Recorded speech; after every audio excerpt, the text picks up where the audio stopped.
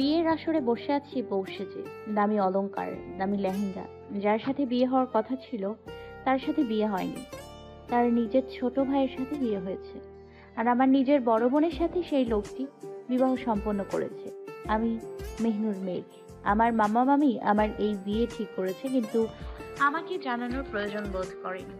তা সত্ত্বেও আমি এই বিয়ে করতে একটু শব্দ পর্যন্ত করিনি, কারণ আমার বাবা মা নেই। আমার বাবা মা না হলেও তারা আমার কোনো অভাব রাখেনি। আমি তাদের মেয়ে না, তা একটিবারের জন্য মনে হয়নি। আমার মামি আমাকে পছন্দ করে না, কিন্তু মামা আমাকে কখনো মা ছাড়া অন্য কোনো নামে ডাকেননি। ওনার জন্য এই বিয়েতে আমি রাজি হয়েছি। তারা আমার ভালোর জন্য হয়তো এই বিয়ে ঠিক করেছেন। বিয়ে হওয়ার কিছুক্ষণ আগে আমি জানতে পেরেছি আমার বিয়ে হচ্ছে, কিন্তু তার ছবি পর্যন্ত দেখিনি। কারণ তাকে পছন্দ হলেও এই বিয়ে আমাকে করতে হবে, না হলেও করতে হবে। বিয়ে শুরু হওয়ার সময় ছেলেপক্ষ আমার মামা মামির কাছে সময় কিছু একটা বলেছে, তা দেখে মামা চিন্তিত হলেও মামির মুখে বিশ্বজয়ের হাসি। সামনে তাকাতেই দেখলাম আমার বড় মামাতো বোন অহনা আপু আমাকে ডাকছে। ছোটবেলা থেকে তাকে দেখে আসছি, আজ পর্যন্ত তাকে পর মনে করিনি। কোনো সময় মন খারাপ করলে আমাকে হাসানোর ঔষধ তার কাছে থাকতো। সে আমাকে নিজের আপন বোনের চেয়েও বেশি ভালোবাসে। কিন্তু আমার আরও দুটো মামাতো বোন আছে, অন্নি আর তন্নি। তারা আমাকে দেখতে পারে না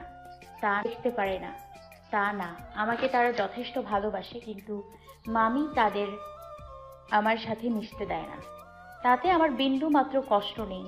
তাদের কাছে বড় হয়েছি, তাদের নুন খেয়েছি, তাদের নিন্দে করব এইভাবে আমি বড় হইনি। আমি নিতান্ত শান্ত স্বভাবের মেয়ে, বেশি কথা বলতে পছন্দ করি না। এই মেঘ, এদিকে আয়, তোর সাথে জরুরি কথা আছে। আপুর ডাকে আমার হুঁশ ফিরল, আর বিয়ের আসর থেকে উঠে আপুর কাছে গেলাম। আপু, তুমি আমাকে এখানে ডাকলে কেন? ওই জায়গায়ও তো বলতে পারতে। কেন? আমার বোনের সাথে আমার আলাদা কোনো কথা থাকতে নেই? আমি কি তা বলছি আপু? আচ্ছা বাদ দাও, বলো কি বলবা। আমি যা বলবো তা মন দিয়ে শুনবি, কোনো প্রশ্ন করবি না। ঠিক আছে, বলো। তুই কি এই বিয়েতে রাজি? মন থেকে রাজি, নাকি বাবা মার জন্য রাজি হয়েছিস? আমার কাছে কিচ্ছু লুকাবি না। আমি জানি যাকে তুই জানিস না তাকে না দেখে পছন্দ হয়ে গেল। হুম, আমি এই বিয়েতে রাজি। দেখো, শুনেছি তাদের অনেক টাকা, আমার কোনো কষ্ট হতেই পারে না। আজকাল টাকাই সব, টাকা ছাড়া সবাই পর। খোদার উপর ভরসা রাখ, তিনি নিশ্চয়ই ভালো কিছু লিখেছেন। তখনই ইমরান সাহেব সেখানে উপস্থিত হলেন আর একটু ইতস্তত বোধ করে বললেন, অহনা মা, তোমার একটু এদিকে শোনো, আমার কিছু বলার আছে। আর আমি যা বলবো তা তোদের রাখতে হবে। আসলে মা, ব্যাপারটা হলো, আসলে পাত্রপক্ষ অহনাকে বড় ছেলের বউ হিসাবে গ্রহণ করতে চাচ্ছে, আর মেঘ এর সাথে তার ছোট ছেলের জন্য নিতে চাচ্ছে। তোরা না করিস না মা, এতে আমার সম্মানের বিষয় রয়েছে। বাবা, কি বলছো এসব তুমি? মেঘের হবু বরের সাথে আমার বিয়ে কেন দিতে চাইছো? আর মেঘ কেন তার দেবরকে বিয়ে করবে? কি হয়েছে আমায় বলো। ইমরান সাহেব কিছুক্ষণ আগের ঘটনা বলতে শুরু করলেন। একটু আগের ঘটনা। তো বিআই মশাই, আমাদের আয়োজন সব ঠিকঠাক আছে তো? কোনো কমতি নেই তো? যদি কিছুর কমতি থাকে আপনি নিঃসংকোচে বলতে পারেন। আমার মেহনুরের বিয়ে বলে কথা। আসলে ইমরান সাহেব, আমি আপনাকে কিছু জরুরি কথা বলতে চাই। দয়া করে মনোযোগ দিয়ে শুনবেন এবং বোঝার চেষ্টা করবেন। আপনি আমাদের মতো গরিব ঘরে মেয়েকে পুত্রবধূ করে নিয়ে যাচ্ছেন, এটাই অনেক। কি বলতে চান বলুন, কোনো সংকোচ ছাড়া। আসলে আমার বড় ছেলে আহতাব আপনার মেয়ে অহনাকে পছন্দ করেছিল, কিন্তু সে অহনা মায়ের নাম মেহনুর মেঘ হিসেবে জানতো। কিন্তু চিন্তা করবেন না, মেহনুর মাকে আমাদের অনেক পছন্দ হয়েছে। তাই আপনি যদি কিছু মনে না করেন, আপনার তৃতীয় মেয়েকে আমার দ্বিতীয় ছেলের পুত্রবিত হিসেবে গ্রহণ করতে চাই। তাদের আমি নিজের মেয়েদের মতো করে রাখবো। আপনি আমাকে ভরসা করে দেখতে পারেন। কিন্তু আমার মেয়েরা কি রাজি হবে? আপনি বললে তারা অবশ্যই রাজি হবে। আমার বাড়িতে তাদের কোনো কষ্ট হতে দিব না। আপনার ছোট ছেলে কি এই বিয়েতে রাজি? আমার ছেলেকে আমি ভালো করে চিনি। ও নিজের থেকেও নিজের ভাইকে বেশি ভালোবাসে। ওকেও আমরা রাজি করিয়ে নেব। Are you mad? আমি কিভাবে আমার ভাইয়ের হবু বউকে বিয়ে করব? তোমার মাথা ঠিক আছে বাবা?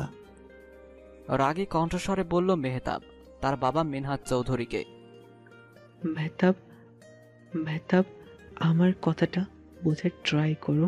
আমার মান সম্মানের ব্যাপার, এত বড় বিজনেস, নাম খারাপ হবে। আকুতির স্বরে বললেন মিনহাজ সাহেব। It's not possible, I can do this.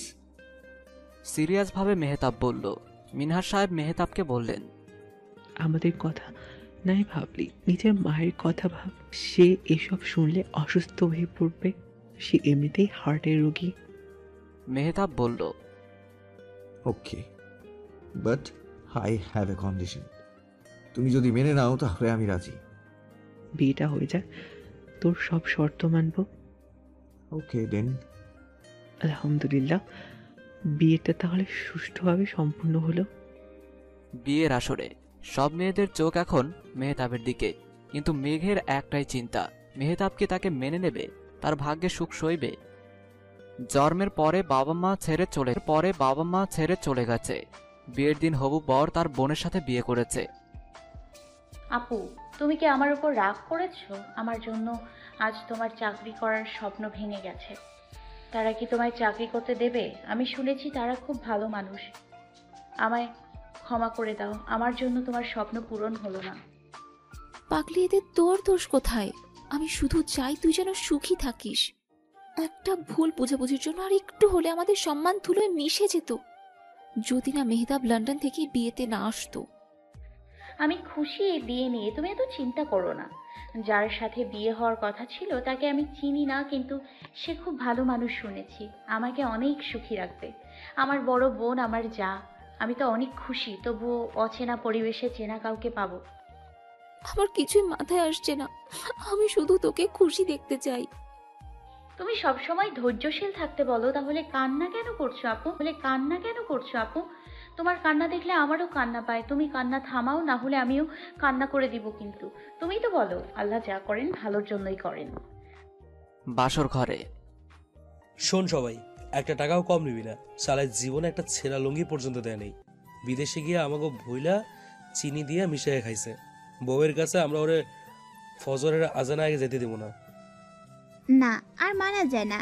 তুমি যে গুসির শার্ট পরছো, ওইটা কি তোমার শ্বশুর দিছে? মেহতাব ভাই তোমার বার্থডেতে দিছে? ভাইয়ের বোন চুপ থাক। আমি কি তা কইছি গাধা? হ্যাঁ, আমি গাধি হতে পারি, কিন্তু গাধা না। তাইলে কি বলছো? সবই দিছে, খালি কোনো ছিঁড়া লুঙ্গি দেয় নেই। এটা কইতে চাইছি। বউ নাই, একটা লুঙ্গি বা কম্বল অন্তত দিত। সৌরভের কথা শুনে সবাই হা হা করে হেসে মাটিতে গড়াগড়ি খাওয়ার অবস্থা। সবই ঠিক আছে, আগে ওগো মধ্যে ঝামেলা শেষ করতে হইব, মানে মেঘ আর মেহতাবের মধ্যে। আমি কিন্তু রূপ ভাইয়ার সাথে সহমত। আমিও সহমত, কিন্তু মেহতাব এত ইজি প্লেয়ার না। মেয়েদের দিকে তাকায় না, আবার প্রেম করবো বউয়ের লোকে। মনে নাই তোকে কলেজে সব মেয়েরা ওর জন্য পাগল ছিল, ও তো পাত্তাই দিত না। দেখবি ও কয়দিন পর লন্ডন যাবো গা। তাহলে কি করা যায়? মাথা তো খালি। তার জন্য দরকার বুদ্ধি, আর বুদ্ধির জন্য দরকার খাবার। আমি তো এই জায়গার সবচেয়ে বুদ্ধি বিশেষজ্ঞ। ওকে দেন প্রুভ ইট যে বুদ্ধি সমান খাবার। বুদ্ধি পাওয়ার জন্য দরকার ঠান্ডা মাথা, মাথা ঠান্ডা থাকার জন্য দরকার পেটের শান্তি, আর পেটের শান্তির জন্য দরকার খাবার। তাই সামির বিশেষজ্ঞ প্রমাণ করছে যে বুদ্ধি সমান খাবার, LHS = RHS। বাহ, আমার সেলা আমার থেকে বিশেষজ্ঞ তো অর্জন করতে সক্ষম হয়েছে। সৌরভের কথা শুনে সবার পেট ফাটার অবস্থা। যেমন গুরু তার তেমন শিষ্য। একটা গাধা তো আরেকটা রাম গাধা। মুখ সামলা, নাইলে দাঁত সহ খুলে পড়বো। হল্লোর পার্টি আমায় ছাড়া কি প্ল্যান করছে? ভাবতেছি কিভাবে মেহসানের 10 নম্বর গার্লফ্রেন্ডকে পটানো যায়। আই এম এ পিওর বয়, তোমরা এসব কিভাবে ভাবতে পারলে? না মেহসান, এসব কিছুই না। আমরা মেহসান ভাইয়া আর মেঘ ভাবিকে একসাথে করতে চাইছি, তাই নিয়ে আলোচনা। নো টেনশন, মেহসান করে সকল সমস্যার অবসান। এখন বলো সমস্যাটা কি? আমি বোঝাই মেহতাব সমান রাগী, মেঘ সমান মিষ্টি রাগী সমান মিষ্টি, আর আমরা সবাই জানি মেহতাবের মিষ্টিতে allergy. This is the problem. আমার ভাই থাম তুই, তোর কি অঙ্কতে মির্কি ম্যাডাম ছিল? হ্যাঁ bro, they are coming, be ready হোল্ডার পার্টি। সবাই একসাথে দরজার প্রবেশদ্বারে দাঁড়িয়ে। তোরা সব হুল্লোর পার্টি একসাথে? Any problem? সবাই শাম্মীকে কানে কানে টাকা চাওয়ার জন্য বলছে। Why me bro? আমি জানি ভাইয়া আমাদের ভালোবাসে, কিন্তু আমি পারবো না, অ্যাডভান্সই বলে দিলাম। আচ্ছা স্বামী, তুই বল কি চাই? Ariya, I need to go to the washroom. এমনি অনেক ধকল গেছে, তাড়াতাড়ি বল, আমি কিছু বলবো না। অ্যাকচুয়ালি দোষ, ফুলসজ্জার রাত সমান গেট ধরা সমান টাকা সমান খাবার সমান অনাহার থেকে মুক্তি। তা ক্লিয়ার করে বললেই তো হতো গাধা। এই নি, এতে হয়ে যাবে আশা করি। 4000 টাকার একটা কার্ড দিয়ে। আগেই বলে নিলাম তারা টপ বিজনেসম্যান, তারা অনেক বড় লোক। আর সিমরান স্বামী মিথিলা, তোরা মেয়েকে নিয়ে আসিস। আমি গাড়ি থেকে এসে পড়েছি। গো হারি আপ। ওর যে বাড়ির সামনে দাঁড়িয়ে আছে মেঘ আর অহনা। তারা বুঝতে পারছে না এটা বাড়ি নাকি রাজপ্রাসাদ। ছোটবেলায় দাদিমণির কাছে অনেক রাজা রানীর রাজপ্রাসাদের কথা শুনেছে, আজ তা দেখেও নিল। মেঘ, আমাদের মতো গরিব ঘরের মেয়েদের তারা কেন নিজেদের বাড়ি বউ করে এনেছে? জানি না আপু, কিন্তু তাদের মন কি এই বাড়ির মতো সুন্দর হবে, নাকি আমাদের অপমান করবে? আমরা তো তাদের মতো এত বড় লোক নই, আমরা তো মধ্যবিত্ত শ্রেণীর। মিথিলা বলল। এই যে দুই ভাবি, এত কি ভাবছো? বাড়িতে ঢুকবে না? মিথিলার ডাকে তাদের হুঁশ ফিরল।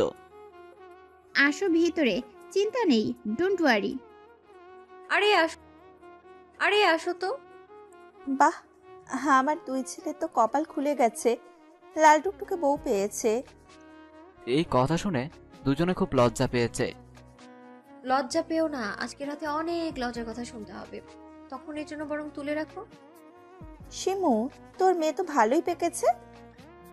একদম ঠিক বলেছ আপা, একটা বাদরের হাড্ডি। আমার নাতনির বউগো তো দেখলাম, এখন শুধু পুতিগো দেহনের পালা। হুল্লা পার্টি নিচে নামতে নামতে। দাদি, আপনি তো এখনো যৌবন ধরে রাখছেন, আপনারা দেখে মনে হয় এখনো পাত্র খুঁজলে লাইন লেগে যাইব। সৌরভের কথা শুনে রেগে ধারা বান্দর সেরা, তোর একদিন কি আমার একদিন, লাঠি নিয়ে গিয়ে। আরে থামো দাদি, ভাবি গো, সামনে ইজ্জত রাখলো না।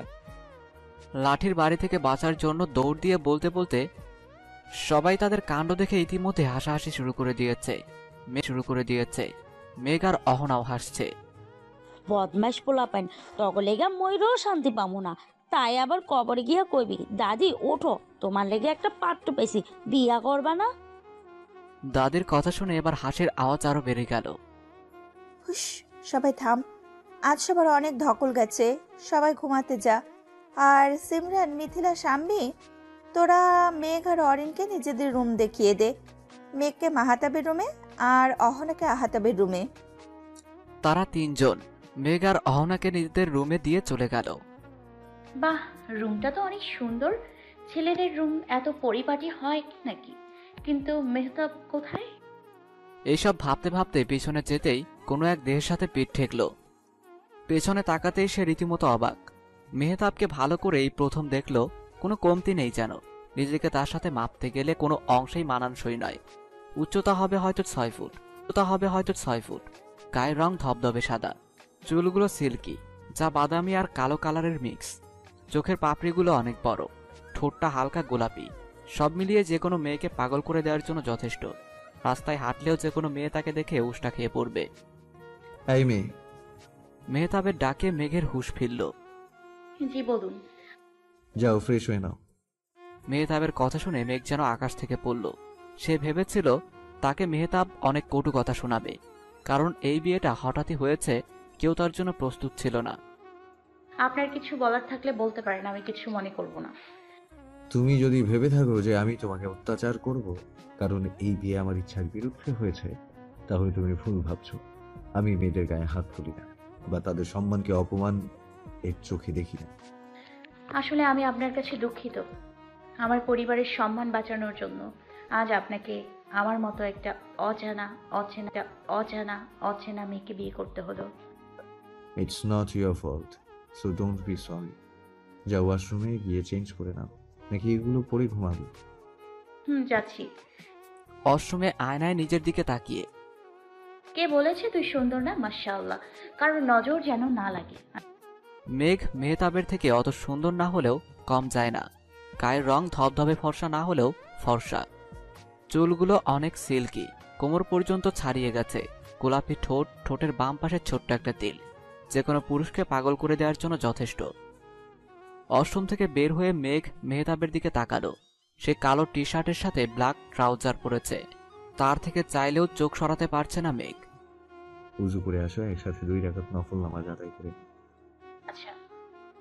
এরপর দুজন 2 রাকাত নফল নামাজ আদায় করে নেয়। ধন্যবাদ আমাদের পরিবারের সম্মান বাঁচানোর জন্য।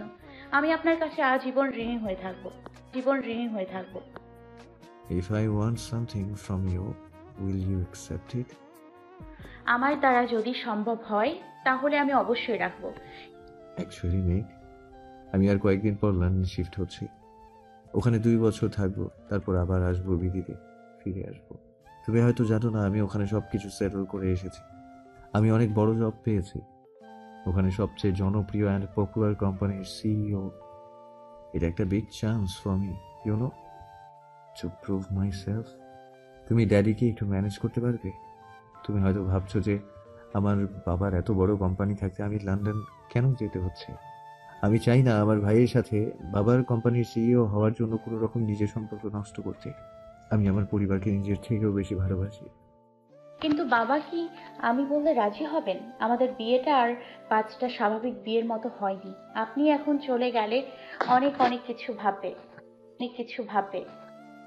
আমার কথা কি আপনার মনে পড়বে না? পরিবারকে এত ভালোবাসেন, আমার জায়গা কি তাতে একটুও নেই? আমি কি কোনো ভুল করেছি তাই চলে যাচ্ছেন?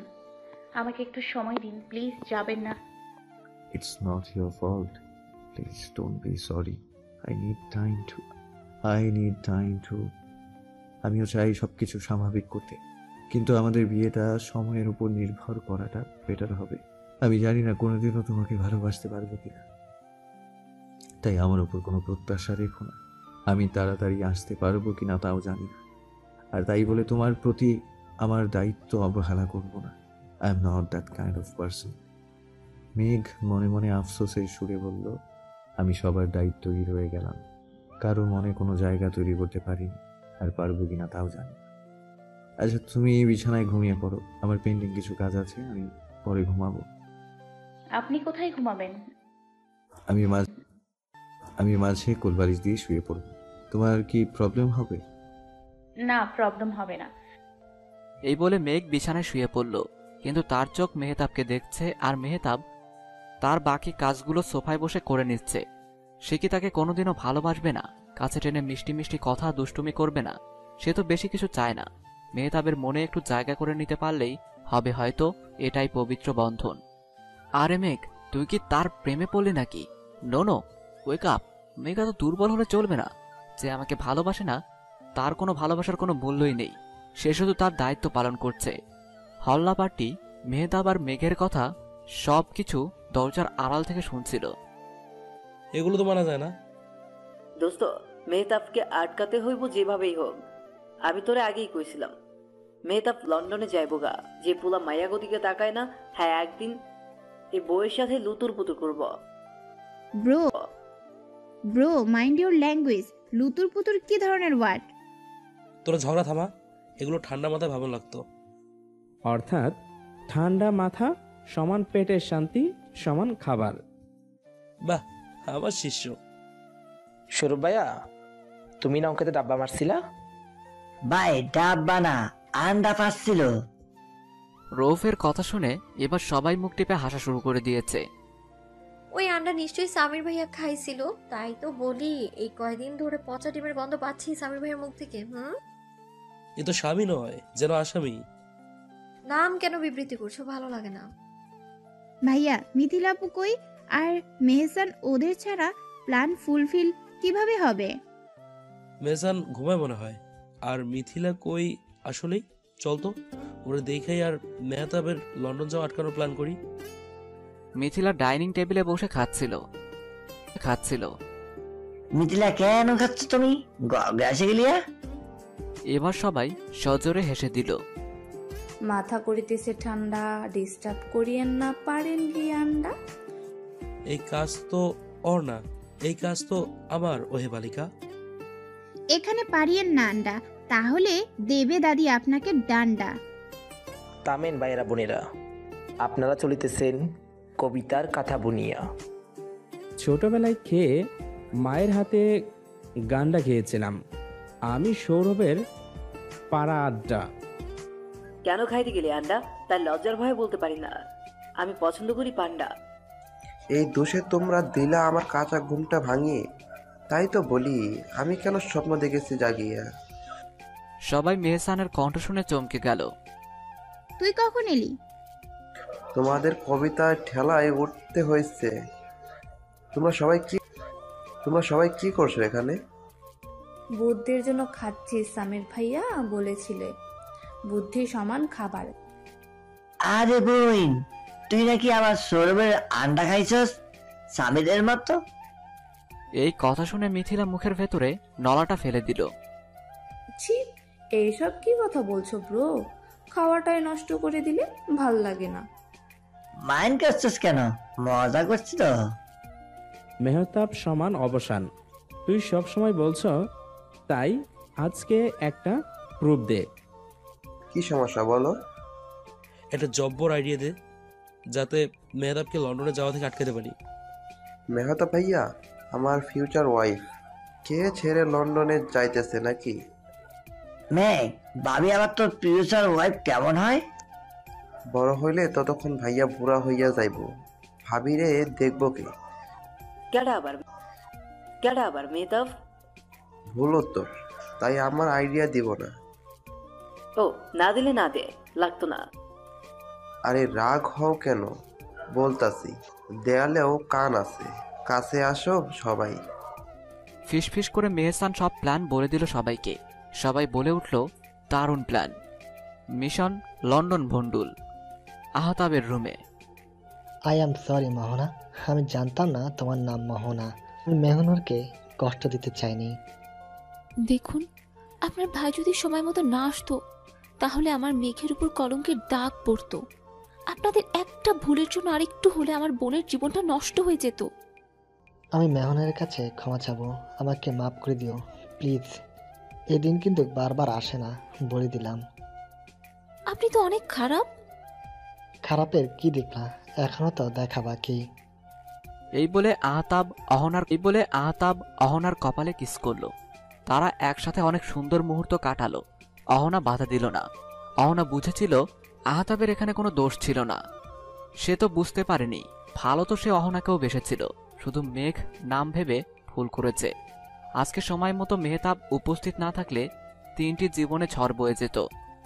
তার অতি আদরের মেঘকে কটু কথা শুনতে হতো সমাজের কাছ থেকে, অহনার মায়ের থেকে। মেঘও সুখ ডিজার্ভ করে, আর মেহতাব মেঘকে অনেক ভালো রাখবে তা মেহতাবকে দেখলেই বোঝা যায়। সকালে মেঘ উঠে দেখল মেহতাব ঘরের কোথাও নেই। তাই সে ঘড়ির দিকে তাকালো। ঘড়িতে 7টা বাজে, তাও কেউ তাকে ডাকতে এলো না। সে উঠে ওয়াশরুম থেকে ফ্রেশ হয়ে এলো। সিঁড়ি দিয়ে নিচে নামার সময় দেখল কেউ ওঠেনি, শুধু তার শাশুড়ি মা কাজ করার স্টাফদের সব বুঝিয়ে দিচ্ছে। মেঘকে লক্ষ্য করল, মেঘকে উদ্দেশ্য করে বলল, মেহনুর, তুমি উঠে পড়েছো? আরেকটু ঘুমিয়ে নিতে। অহনাকে একটু আগে ঘরে পাঠিয়ে দিয়েছি, তুমি ওর সাথে বরং গল্প করো। তোমার ননদিনী রাতে এত সকালে উঠবার নয়। না মা, সমস্যা নেই, আমি আপনাকে বরং হেল্প করি। কোনো কাজ থাকলে বলতে পারেন। কি বলছো এগুলো মা? তোমাকে কি আমি কাজ করতে এনেছি? আমার তো কোনো মেয়ে নেই, তুমি আর অহনা আজ থেকে আমার মেয়ে। তোমার কিছু লাগলে আমাকে বলতে পারো।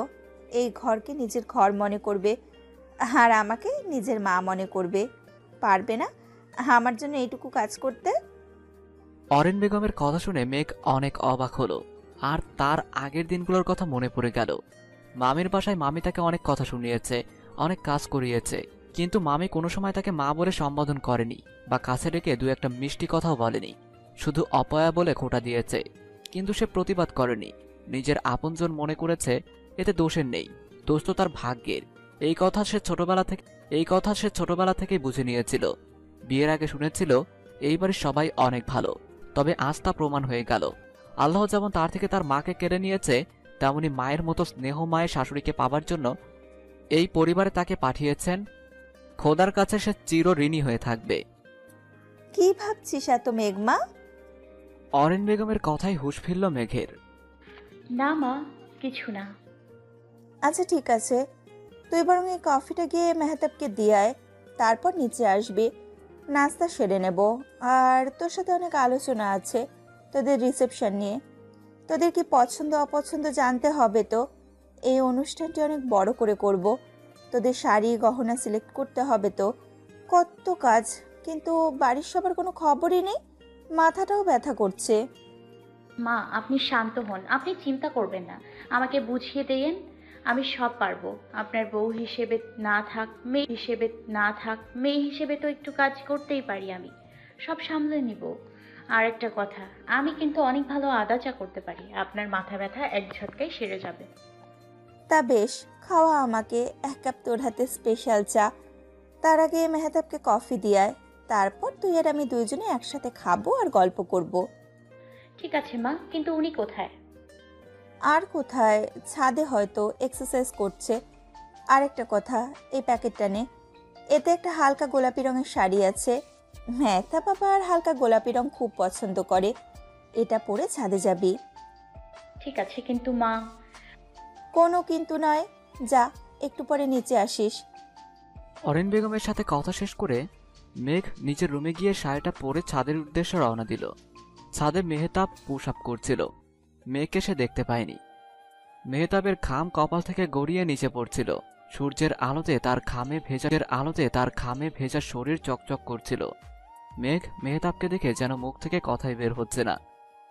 উনি আমাকে মেরেই ফেলবেন। কে বলেছিল এত সুন্দর হতে? কে বলেছিল এত সুদর্শন হতে? ছেলেদের এত সুন্দর হতে নেই, হলেই এক জ্বালা। কুল মেঘ, কুল। মেঘকে দেখে তাকে উদ্দেশ্য করে মেহতাব বলল, ওখানে দাঁড়িয়ে থাকবে নাকি এখানে আসবে? মেহতাবের ডাকে মেঘের হুঁশ ফিরল। একটা দীর্ঘশ্বাস নিয়ে মেঘ বলল, কি আসলে আপনার কফি? তোয়ালে দিয়ে ঘাম মুছতে মুছতে মেঘের হাত থেকে কফির মগটা হাতে নিয়ে বলল, এত সুন্দর করে সেজেছ, কোথাও যাচ্ছ নাকি? এই কথা শুনে মেঘ রেগে যায়। একটু রোমান্টিক কিছু বলবে তা না, কিসের জন্য সেজেছি তা জিজ্ঞেস করছে। শালা আনরোম্যান্টিকের ডিব্বা। কিছু বললে? না, কি আর বলবো, মনটা চাচ্ছে কচু গাছের সাথে গলায় দড়ি দিয়ে উপরে চলে যাই। হোয়াট? কিছু না, কাপটা দিন। এই বলে মেঘ কাপটা নিয়ে গেল, বলতে গেলে ছিনিয়ে নিয়ে গেল। আমার তো খাওয়া শেষ হয়নি। বাকিটা না হয় লন্ডনে যাওয়ার সময় প্যাক করে দিব। মেহতাব অবাক দৃষ্টিতে তাকিয়ে আছে। সে কি কোনো ভুল করেছে নাকি ভুল কোনো কথা বলেছে? তবুও সে একটু হলেও আন্দাজ করতে পেরেছে। তাই সে আরেকটু জ্বালানোর জন্য পেছন থেকে মেঘকে ডাক দিয়ে বলল, এই শাড়িটা কিন্তু খুব সুন্দর। জানি, কিন্তু শাড়িটা যে পরেছে তার চেয়ে বেশি সুন্দর না। এই কথা শুনে মেঘ নিজের অজান্তেই হেসে দিল। যতটা আনরোম্যান্টিক ভেবেছিলাম ততটাও না। এই ভেবে লজ্জা পেয়ে নিচে নামার সময় সিমরান, মিথিলা আর শাম্মীর সাথে দেখা হয়ে যায়। ভাবি, তোমার গাল দুটো লাল হয়ে আছে কেন? তাই তো, কেউ কিছু বলেছে? কিছু তো হয়েছে। এত প্রশ্ন শুনে মেঘ ইতস্তত বোধ করলো, তাই কথা এড়িয়ে বলল, ছাদে অনেক রোদ ছিল হয়তো, তাই এমন দেখাচ্ছে। ও, তাই হবে হয়তো। এই বলে মেঘ নিজের রুমে চলে গেল। স্ট্রেঞ্জ, ছাদে কেন গিয়েছিলে ভাবি? চলো ছাদে গিয়ে দেখে আসি। চল। ছাদে গিয়ে দেখলো মেহতাব ব্যায়াম করছে। ও, এই তাহলে আর্টিস্ট ভাবির গাল লাল করার। কি সব বলছিস? ওইসব কিছুই না, হয়তো ভাবিকে ভাইয়া কোনো লজ্জার কথা বলেছে। তাই হবে। How romantic. কি করছো তোমরা? মেহসানের গলা শুনে চমকে গেল সবাই। আরে তুই যতবার আসিস ভয় পাইয়ে দিস। আমি কোন ভয় দেখাইনি। হলোর পার্টি তোমাদেরও 3 জনকে বৈঠকখানায় ডাকছে। আগেই বলে নিই, হুল্লোর পার্টিদের একটা আলাদা জায়গা আছে যেখানে তারা সব আলোচনা করে। ঠিক আছে, চল। মেহতাবের রুমে। উফ মেয়ে, এত লজ্জার কি আছে? মেহতাব রুমে ঢুকতে ঢুকতে বলল, এইটুকু প্রশংসায় এই অবস্থা হলে রোম্যান্স করবে কিভাবে? ওনার কি রোদের তাপে মাথা নষ্ট হয়ে গেছে? কাল অব্দি যে ভাজা মাছটা যেন উল্টেই খেতে পারতো না, আজ সেই রোম্যান্সের কথা বলছে। ভেবো না যে আমি 2 বছরের শিশু, যে রোম্যান্স কি বুঝি না। হয়তো আমাদের সেই পরিবেশে বিয়ে হয়নি, কিন্তু তার প্রভাব আমি নিজের বিয়ে করা স্ত্রীর উপর পড়তে দিব না। আমি 2 দিন পর ফিরে যাচ্ছি, নিজেকে সামলানোর জন্য একটা সুযোগ চাই। আশা করি তুমি সেই সময়টুকু আমায় দেবে। আমি কবে আসতে পারবো তার কোনো ঠিক নেই। আশা করি এখানে সবকিছু ম্যানেজ করে থাকতে পারবে। এই কথা শুনে মেঘের বুকের ভিতর ধক করে উঠল, যেন তার মনের ভিতরটাকে উতাল পাতাল করে দিচ্ছে। তার যাওয়ার কথা শুনে আমার এত কষ্ট হচ্ছে কেন? মেঘ, নিজেকে সামলা, তার সামনে দুর্বল হওয়া যাবে না। আমি পারবো, আপনাকে অত চিন্তা করতে হবে না। ওকে দেন। মুখে স্বাভাবিকভাবে বলল, কিন্তু মনে হচ্ছে তাচ্ছিল্যের সুরে বলল। আমি ভেবেছিলাম তুমি হয়তো বলবে যেতে না, থেকে যেতে, শুধু একটিবারের জন্য না করলে আমি থেকে দিতাম। তুমি আমার জন্য কিচ্ছু ফিল করো না। আমি চলে গেলেই তুমি বেটার থাকবে। So good bye. মেঘ আর মেহতাবের কথাগুলো দরজার আড়াল থেকে মেহসান, সিমরান, মিথিলা আর স্বামীও শুনছিল। ভাবি যদি একবার বলতো যে আপনাকে ছাড়া থাকতে পারবো না, আপনাকে আমার প্রয়োজন, তাহলেই হতো।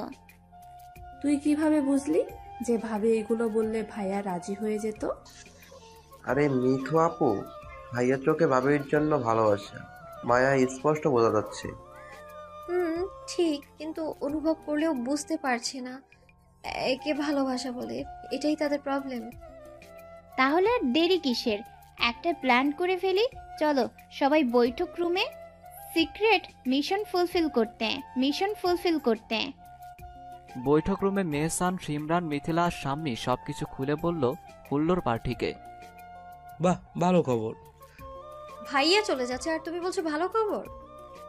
আরে গাতা, এটা তারা কি বুঝেছে? বুঝলো নাই? গাধি হতে পারি, গাধা নই। আমিও বুঝি নাই, আমারও কেউ বোঝাও। এই গাধা, গাধীদেরকে বুঝা। আমি আছি, নো টেনশন। এক্সপ্লেন করো। আমিও গাদার দলে অন্তর্ভুক্ত হলাম। তুই গাধার দলে ছিলি? গাধা কথাকার। রিল্যাক্স, আমি আছি। সো ব্যাপারটা হলো দূরত্ব সমান ভালোবাসা। কারণ দূরত্ব হইলে ওরা দুইজনরে মিস করব।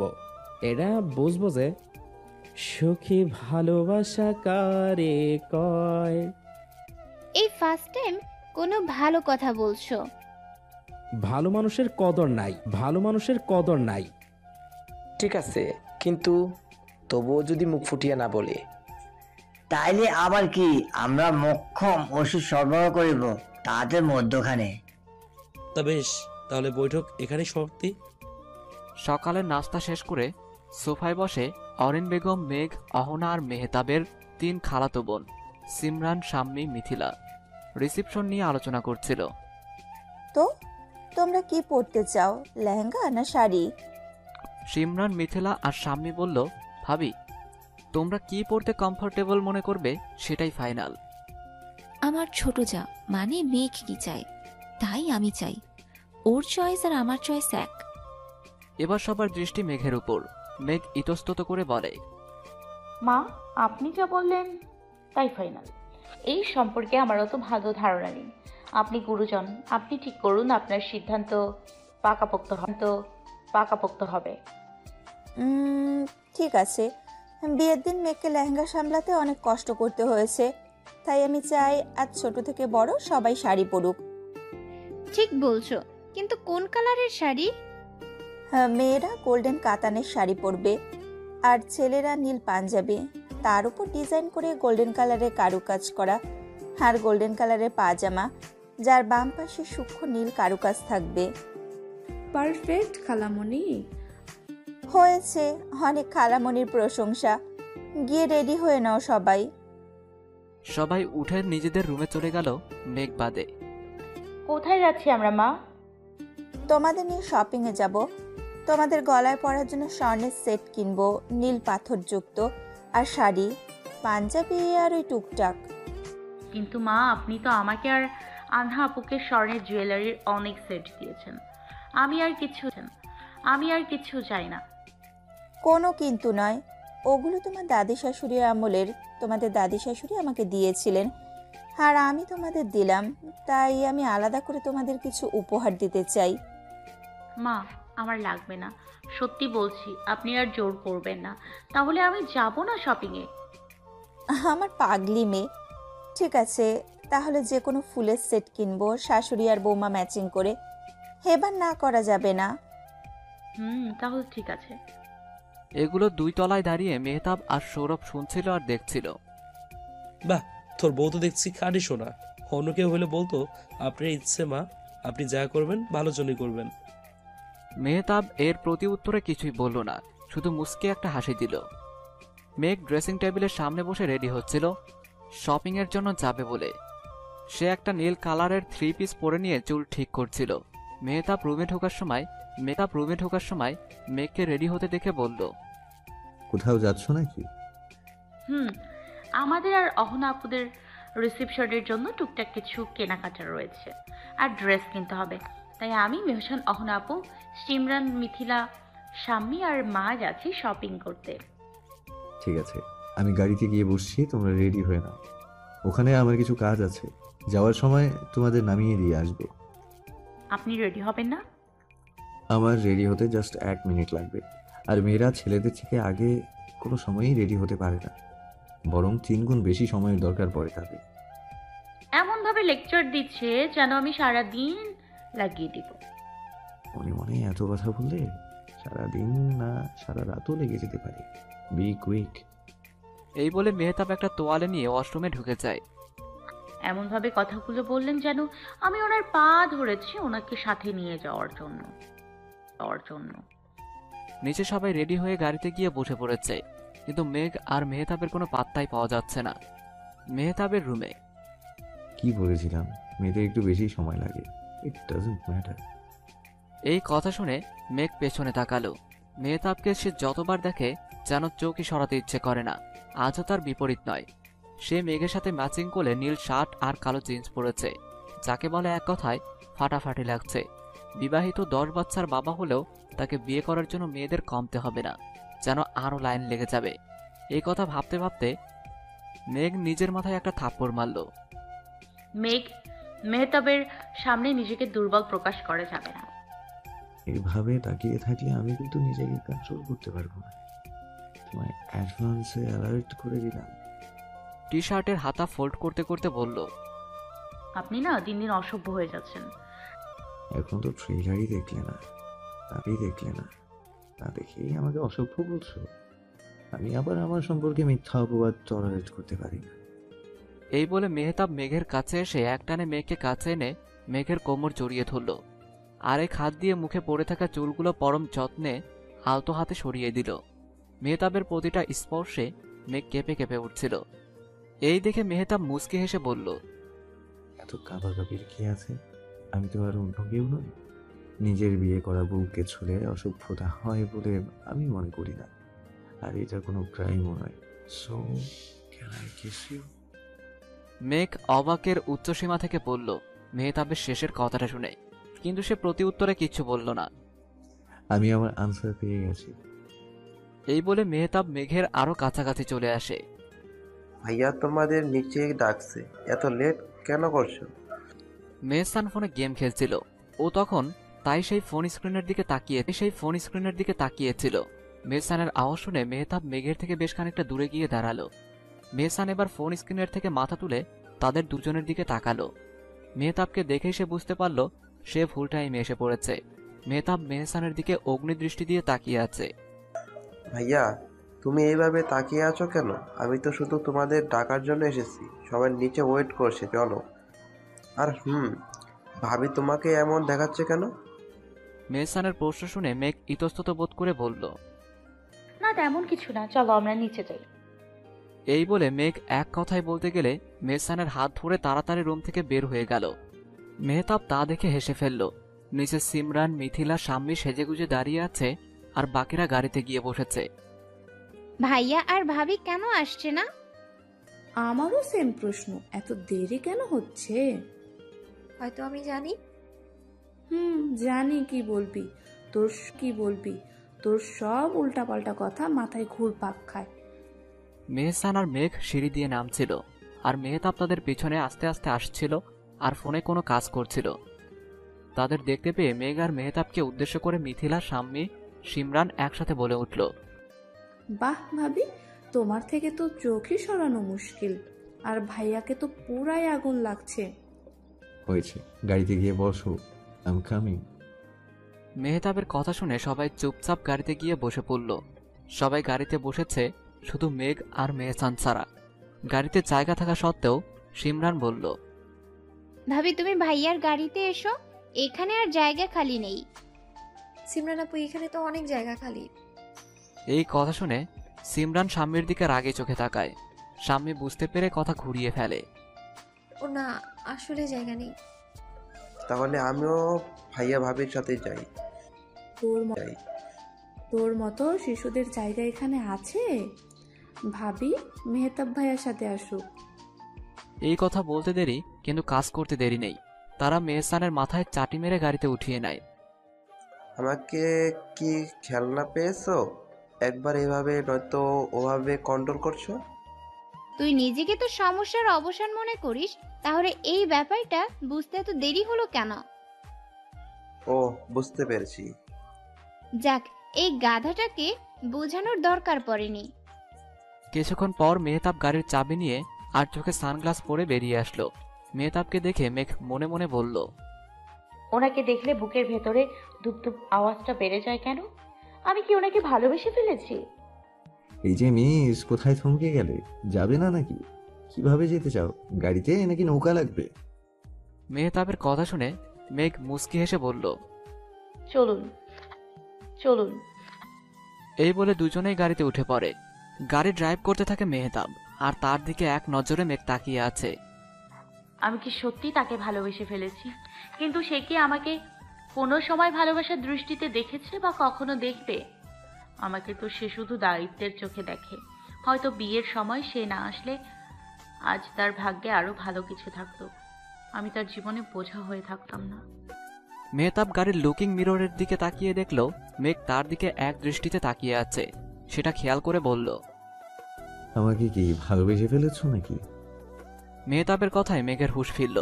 তার দিকে তাকিয়ে মনে মনে ভাবল, সে কি মনের কথা পড়তে পারে নাকি? কি হলো, বলছো না কেন? মেঘ নিজেকে স্বাভাবিক করে মেহতাবের দিকে তাকিয়ে বলল, মানে আপনার হঠাৎ এই কথা মনে হলো কেন? তুমি যেভাবে আমার দিকে তাকিয়েছিলে তাই ভাবলাম যে হতে পারে। যদি বলি ভালোবাসি, তাহলে ভালোবেসে কাছে টেনে নেবেন নাকি আমার থেকে আরো অনেক দূরে চলে যাবেন, যেখানে আপনাকে ধরার ছোঁয়া তো দূরের কথা, দেখতেও পারবো না? কি হলো, আর ইউ ওকে? মেঘ এই কথার প্রতি উত্তরে কিছু বলল না, শুধু মাথা নাড়িয়ে বলল সে ঠিক আছে। গাড়িটি অনেক বড় একটা শপিং মলের সামনে এসে দাঁড়ালো। মেঘ গাড়ি থেকে নেমে পড়ল। সে বাড়ি থেকে খুশি মনে বের হলেও এখন তার আর ভালো লাগছে না। মেহতাব গাড়ি থেকে নেমে মেঘকে নিয়ে সিমরান, মেহসান আর বাকি সবার দিকে এগিয়ে গেল। পাশেই 5টা ছেলে সিগারেট টানছিল। একটা ছেলে মেঘকে দেখে বলে উঠল, মামু, ওই নীল পরিডারে দেখ, সেই ফিগার কিন্তু। এই কথা শুনে আরেকটা ছেলে বলে উঠল, একদম খাঁটি কথা, আর বাকি 4টা মালও ফ্রি। এই কথাগুলো মেঘ, মেহতাব সহ বাকি সবাইদের কানে পৌঁছালো। মেহতাবকে শান্ত থাকতে দেখে মেঘ মনে মনে বলল, এখন উনি কি ওদের মারবেন নাকি হিরোদের মতো? মেঘের চিন্তা ভাবনায় পানি ঢেলে দিয়ে মেহতাব বলল, মা, আমার একটা গুরুত্বপূর্ণ কাজ আছে, আমায় জরুরি যেতে হবে। Take care. এই বলে মেহতাব সেখান থেকে চলে গেল। মেঘ, অহনা আর অরিন বেগম বুঝতে না পারলেও হুল্লোড় গ্যাংয়ের সদস্যরা আঁচ করতে পারল মেহতাব কিছু তো একটা করবেই। তারা জানে মেহতাব নিজের ইমোশন শো করতে পছন্দ করে না, তার চুপ থাকাই ঝড়ের পূর্বাভাস। চলো আমরা ভেতরে যাই।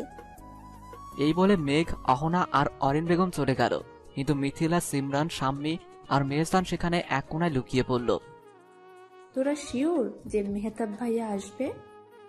আমি তো 3000 টাকা বাজিও ধরতে পারবো। শিওর মানে? ভাইয়া আসবেই। দেখো মিথু আপু, ওই তো ভাইয়ার টি শার্টের হাতা ফোল্ড করতেছে আর ব্ল্যাক ঘড়িটা গাড়িতে রেখে দিয়ে আসছে।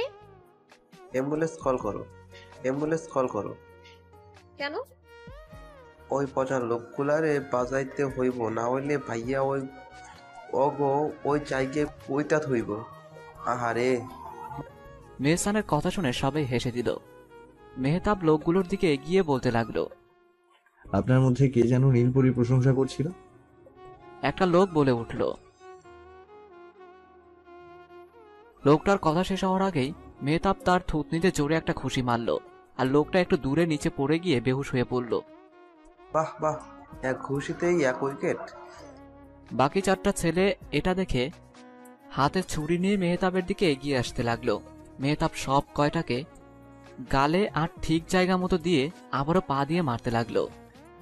আমার পরিবারের মেয়েদের আর আমার বউকে তোরা কুনজর দিবি, আর আমি কিছু বলবো না।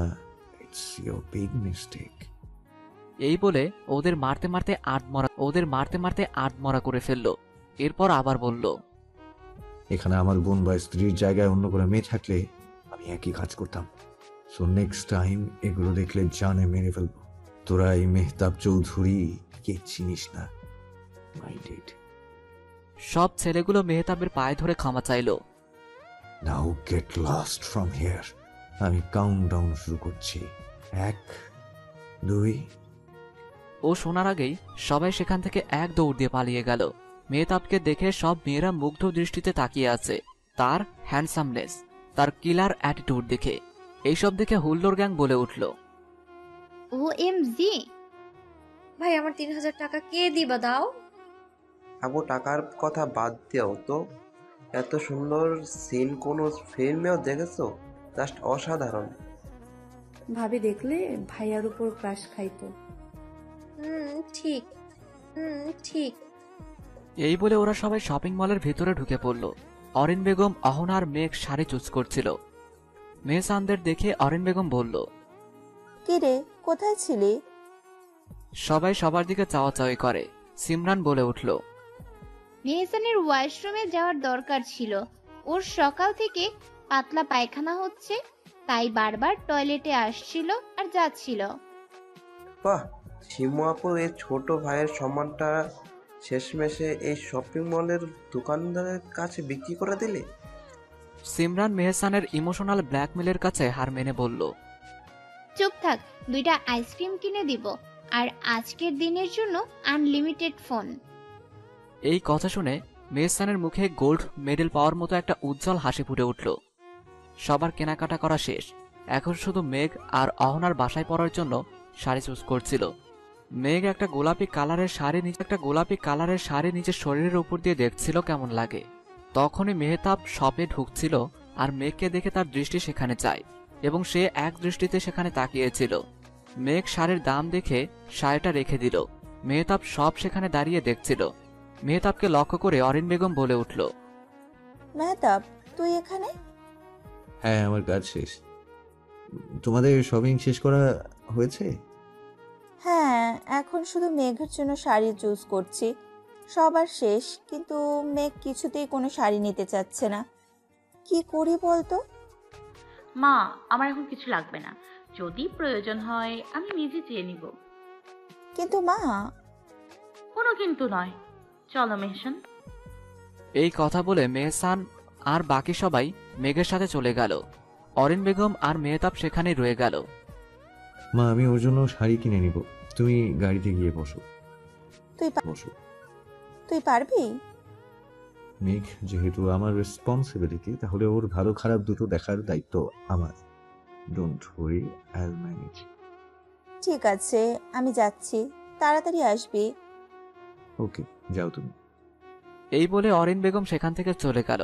আর মেহতাব শাড়ি চুজ করতে লাগলো। মেহতাব 10টি রঙের শাড়ি চুজ করলো। সেগুলো ভিন্ন ধরনের, বেগুনি, নীল, আকাশি, সবুজ, হলুদ, কমলা, লাল, গোলাপি, কালো, সাদা, এই 10টি কালার বেছে নিল। শপকিপার বলে উঠল, বাহ স্যার, আপনার ড্রেসিং সেন্স তো খুব ভালো। যে আপনার ওয়াইফ হবে সে খুব লাকি। এই কথার প্রতি উত্তরে মেহতাব একটা মুচকি হাসি দিল আর পেমেন্ট করে চলে এলো। মেহতাব কাউকে না জানিয়ে একটা হিরের নেকলেসও চুজ করে মেঘের জন্য কিনে নিল, কারণ সে এখন পর্যন্ত মেঘকে কিছু উপহার দেয়নি। তাদের বিয়েটা স্বাভাবিকভাবে হয়নি, তাই দেওয়ার সুযোগও পায়নি। এদিকে বাইরে সবাই মেহতাবের জন্য অপেক্ষা করছিল। খালামণি, ভাইয়া এত লেট কেন করছে? এক্ষুনি এসে পড়বে, তোরা গাড়িতে উঠে পড়। কিন্তু ভাইয়া করছেটা কি? ওই তো ভাইয়া। মিথিলার কথা শুনে সবাই সামনে তাকালো। মেহতাব শপিং মল থেকে বের হচ্ছিল, আর কিছু মেয়ে তাকে দেখে কানে কানে কিছু বলছিল। আর কিছু মেয়ে তো মেহতাবের সামনে এসে মেহতাবকে কিছু একটা বলল, কিন্তু মেহতাব কিছু একটা বলতেই তারা মন খারাপ করে চলে গেল। এটা দেখে মেঘ প্রকাশ না করলেও মনে মনে খুশি হলো।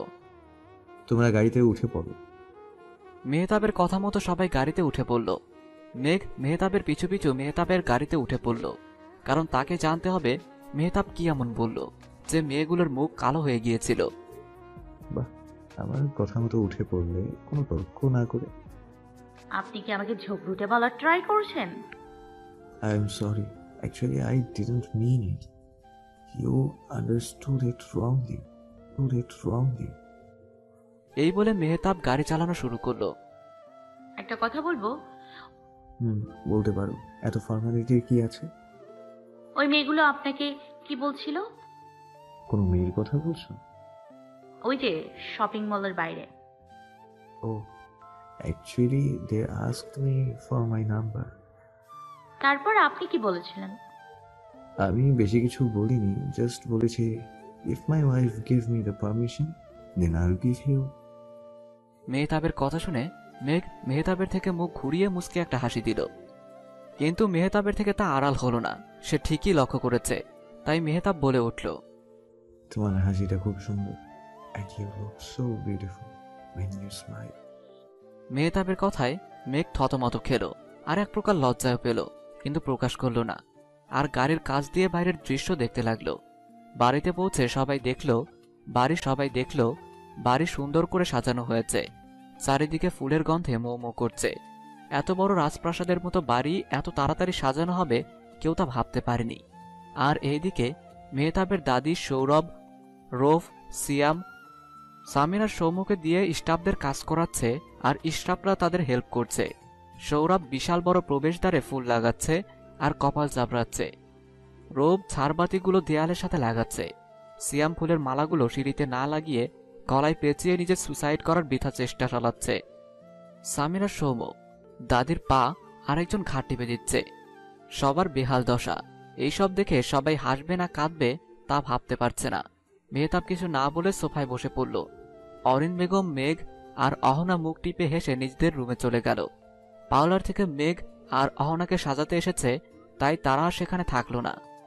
আর অরিন বেগম টুকটাক কিছু কাজ সেরে নিতে সেও চলে গেল।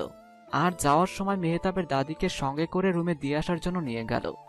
দাদি যাওয়ার সাথে সাথে সিমরান একটি ছবি তুলে নিল আর সৌরভদের উদ্দেশ্য করে পাঞ্চ মেরে বলল, এ তো হাল নয়, যেন বেহাল। এতে সিয়াম রাগ করে বলল, চুপ থাক সিমের বিচি। এই কথা শুনে সিমরান রেগে বলল, আমি যদি সিমের বিচি হই তাহলে তুমি পটাশিয়াম। বেড়ে বলেছিস তো, তোদের কথা শুনে আমার কবিতা পাচ্ছে।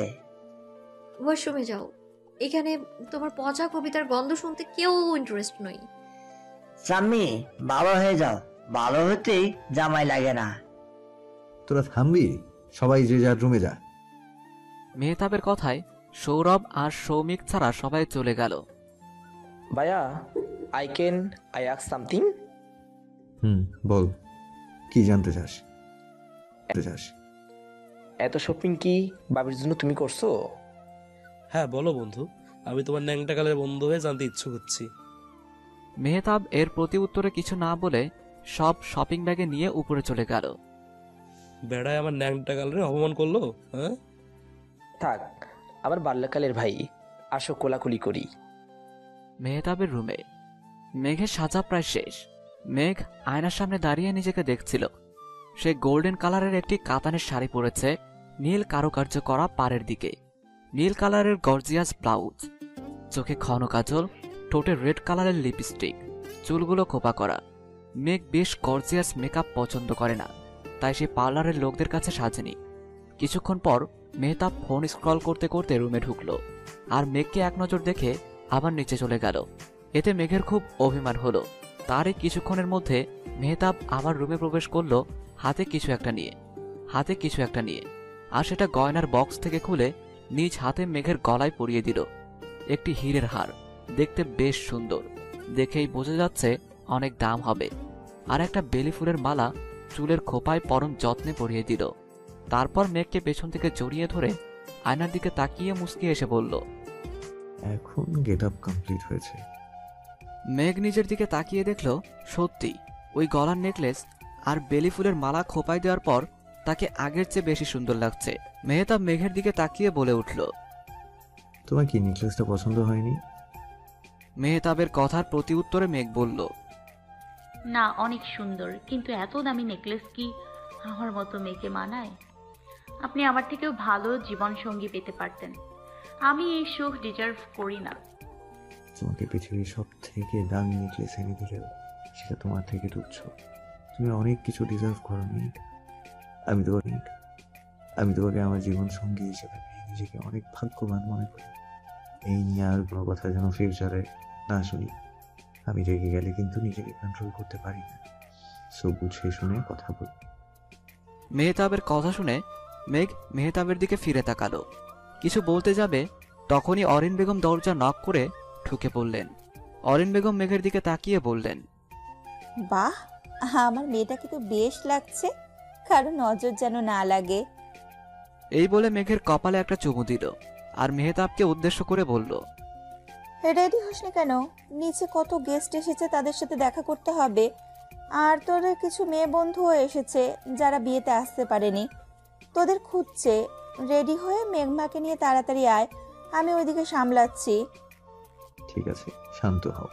আমার ফ্রেশ হয়ে রেডি হতে 5 মিনিট লাগবে। ঠিক আছে, তুই রেডি হয়ে নে, আমি নিচে যাচ্ছি। এই বলে অরিন বেগম রুম থেকে চলে গেলেন।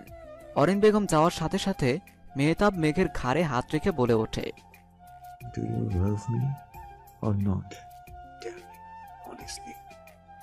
মেহতাবের এই কথার প্রতি উত্তরে মেঘ কি বলবে সে ভেবে পায় না, কারণ সে নিজেই জানে না সে মেহতাবকে ভালোবাসে কিনা।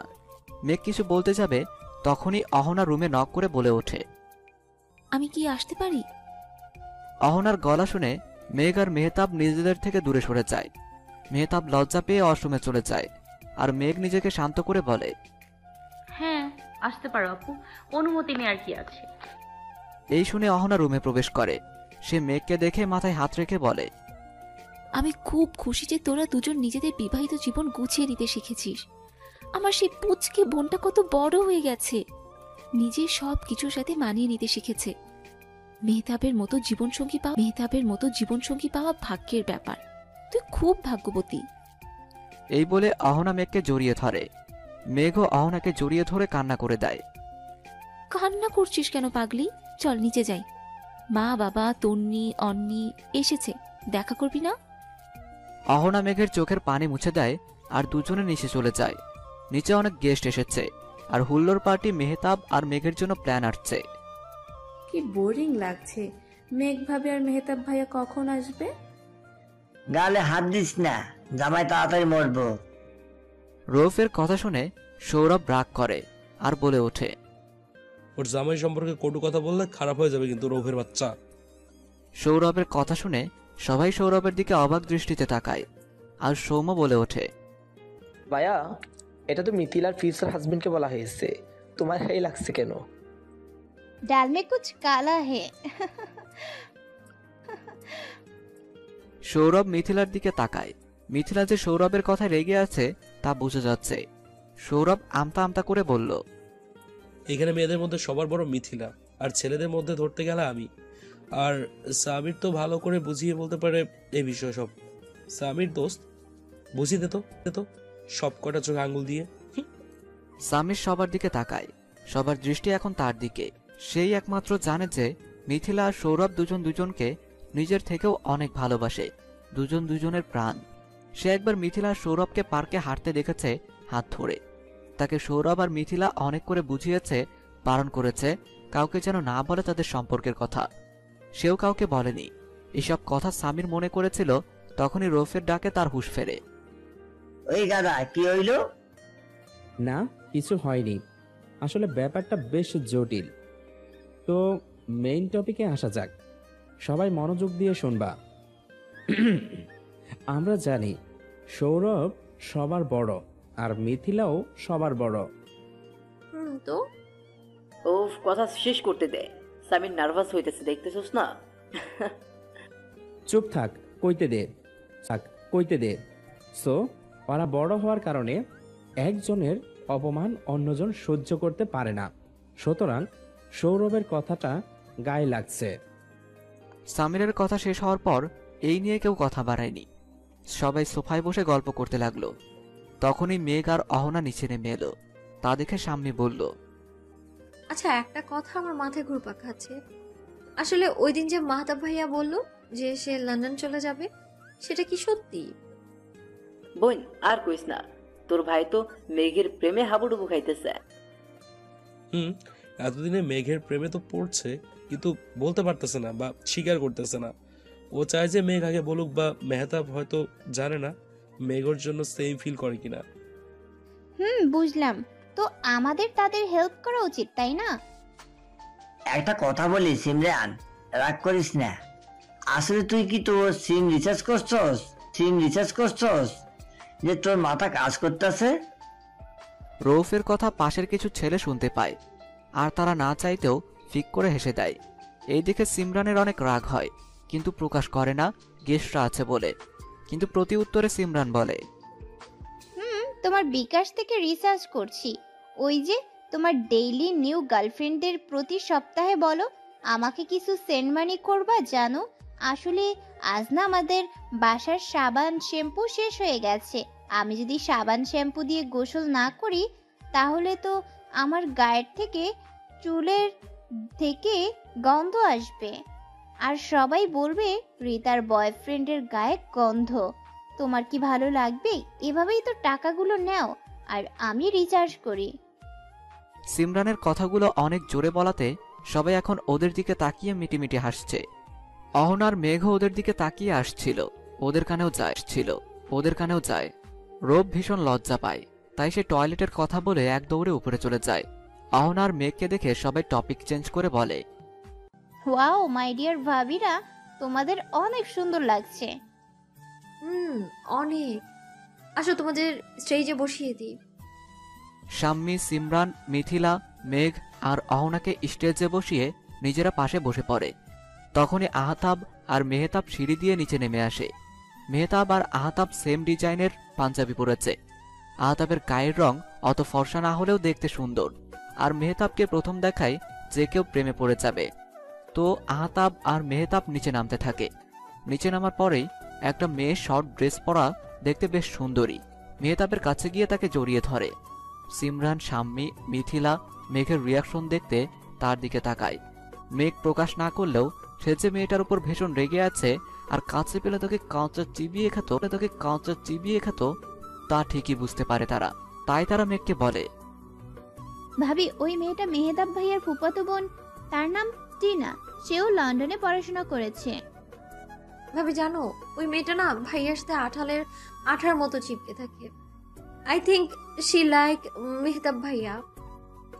এতক্ষণ মেঘ সবগুলো কথা মনোযোগ দিয়ে শুনছিল। সে যতই শান্ত স্বভাবের মেয়ে হোক না কেন, নিজের স্বামীকে অন্য মেয়ে এসে হুট করে জড়িয়ে ধরবে, এটা কোনো স্ত্রী সহ্য করবে না। মিথিলার ডাকে মেঘের হুঁশ ফিরল। ভাবি অত ভেবো না, ওই মেয়েটাকে মেহতাব ভাইয়া পাত্তাও দেয় না। আর বাকি রইল টিনার কথা, কাঁঠালের আঠাকেও তেল দিয়ে সরানো যায়, ওর মলম আমার কাছে আছে, ডোন্ট ওয়ারি। এই বলে মিথিলা মেঘকে জড়িয়ে ধরে। চিন্তা করো না, তোমার ভাইয়ার ওপর আমার ভরসা বিশ্বাস দুটোই আছে। সেই ভরসা এত শুকনো নয়। আমি কিছু মনে করিনি। তারপর সিমরান, শাম্মী, মিথিলা সেখান থেকে মেহতাবের কাছে চলে গেল। তখনই অন্নি আর তন্নি এসে দুজনকে দুদিক থেকে জড়িয়ে ধরে। মেঘ আর অহনা দুজনকে দেখে খুব খুশি হয়। অন্নি বলে ওঠে, আমাদের তো ভুলেই গেছো এত সুন্দর জামাই পেয়ে। অহনা আর মেঘ অন্নির এমন আচরণে হেসে দেয়। হাসছো কেন? তোমরা এই বাড়িতে আসার পর একটা ফোনও দাওনি, শুধু বাবা মাকে ফোন দিয়ে বলেছো ওরা খেয়েছে ঘুমিয়েছে কিনা, আমাদের সাথে একটু কথা বলোনি। ঠিক আছে বাবা, এই জন্য এত অভিমান? এই বলে মেঘ দুজনকে জড়িয়ে ধরল। তখনই ইমরান সাহেব আর মৌমিতা বেগম এসে তাদের পাশে বসল। ইমরান সাহেবকে দেখে অহনা আর মেঘ দুজনেই জড়িয়ে ধরল।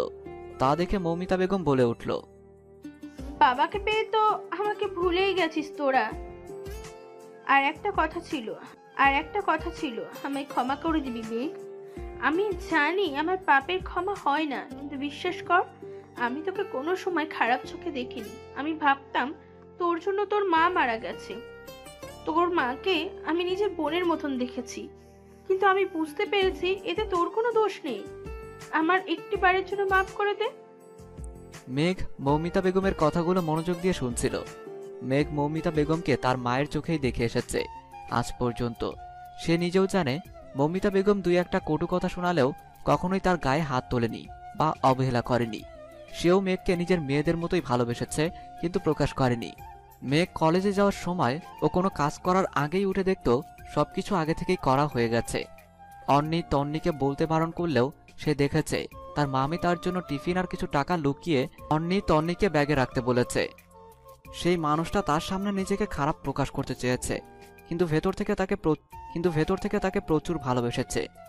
তখনই অহনার ডাকে মেঘ ভাবনার জগৎ থেকে ফিরে এলো।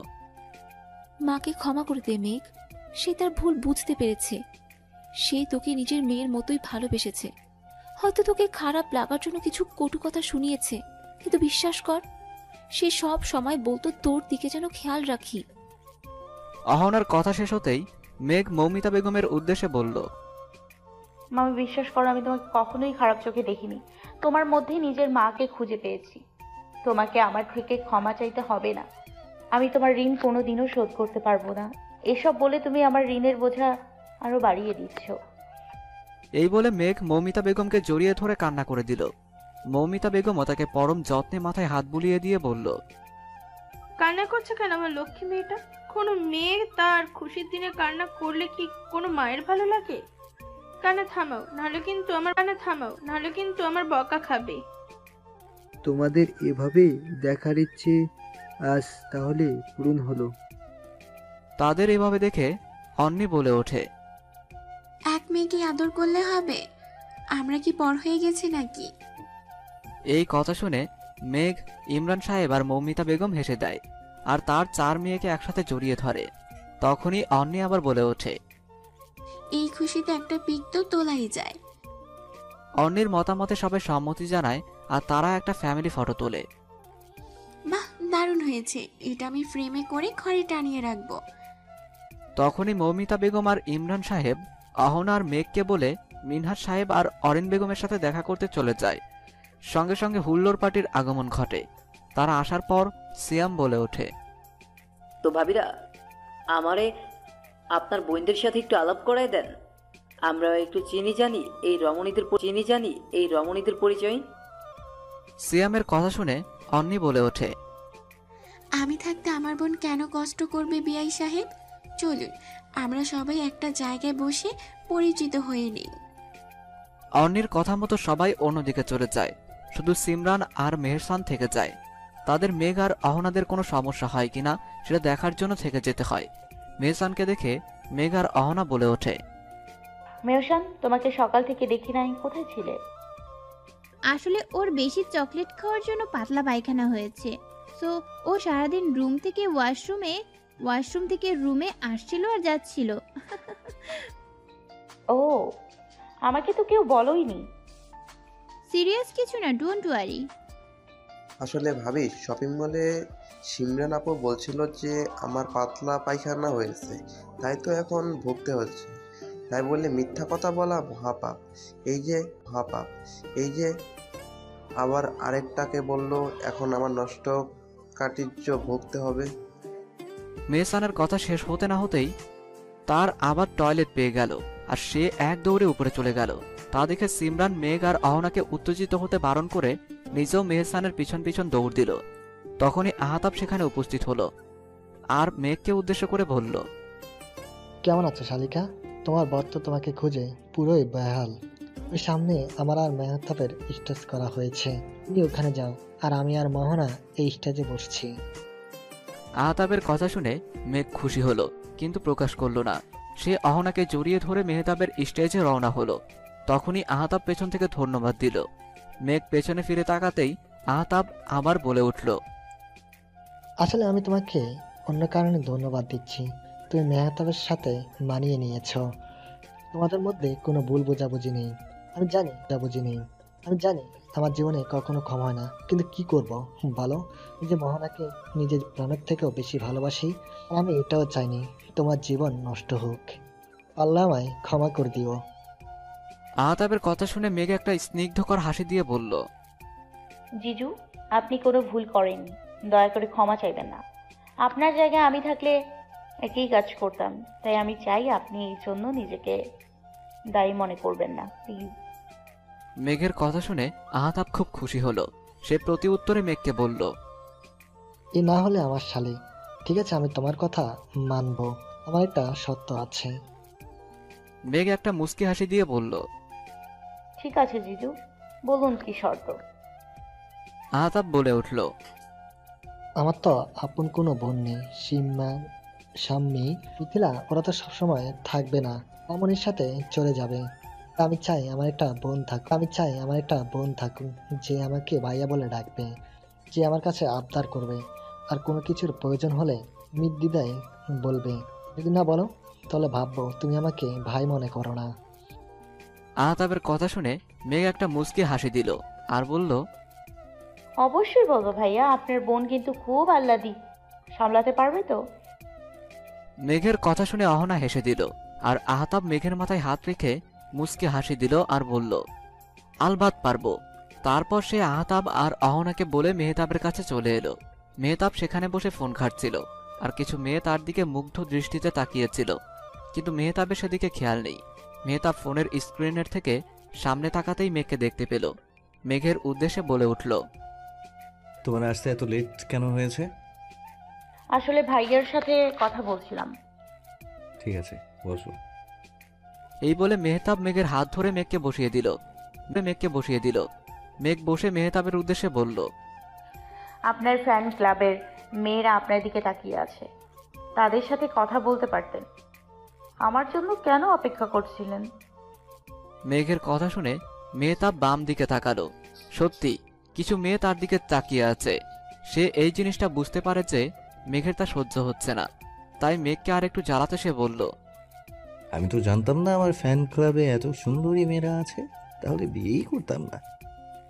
মেহতাবের কথা শুনে মেঘ অভিমান করে বলল, এখন তো ভালোই লাগবে, আমি তো আপনার কাছে পুরনো হয়ে গেছি। মেঘের কথা শুনে মেহতাব মেঘের মাথা উঁচু করে চোখের সামনে চোখ মিলিয়ে মেঘের হাত তার বুকের বাম দিকে ধরে বলল, তুমি কি জানো, তুমি আমার জীবনে না এলে এই জীবনের মূল্য আমি কোনোদিনই বুঝতে পারতাম না। রোজ সকালে তোমার সেই মায়া ভরা চেহারা না দেখলে আমার দিনই কাটতে চায় না। তোমার মুখের মায়া আমায় প্রতিদিন তোমার দিকে আকর্ষিত করে, তোমাকে নতুন করে পাওয়ার ইচ্ছে জাগ্রত করে। তুমি আমার জীবনের সাথে মিশে গেছো, তোমাকে ছাড়া একটা দিনও কল্পনা করতে পারি না। তুমি আমার আধুরে মায়াবিনী। মেহতাবের এমন কথায় মেঘ কিছুটা ঘাবড়ে যায়। সেটা লক্ষ্য করে মেহতাব পরিস্থিতি সামাল দিতে আবার বলে ওঠে, রিল্যাক্স, ঘাবড়ে যাওয়ার কি হলো? We are married and it's normal. তোমার কি আমার কমপ্লিমেন্ট পছন্দ হয়নি? মেহতাবের কথা শুনে মেঘ বলল, তেমন কিছু নাই, প্রথমবার আপনার মুখে আমার প্রশংসা শুনেছি, তাই হজম করতে একটু কষ্ট হয়ে গেল। এটা জাস্ট ট্রেলার ছিল, এখনো অনেক কিছু বাকি। আমি তোমার মুখ থেকে ভালোবাসি কথাটা বলিয়ে ছাড়ব, মিসেস মেহতাব চৌধুরী। এতক্ষণ এই কথাগুলো সৌরভ আর মিথিলা লুকিয়ে লুকিয়ে শুনছিল। সৌরভ মিথিলাকে বলল, মিথু পাখি, এ তো মেঘনা চিনি তুফান। মিথিলা বলল, সৌরভ তুমি ঠিকই বলেছ, কিন্তু হঠাৎ কি এমন হলো মেহতাব ভাইয়া কাহিনীটাই উল্টো করে দিল? আই থিঙ্ক মেবি টিনা ওই মেহতাব ভাইয়াকে কিছু বলেছে।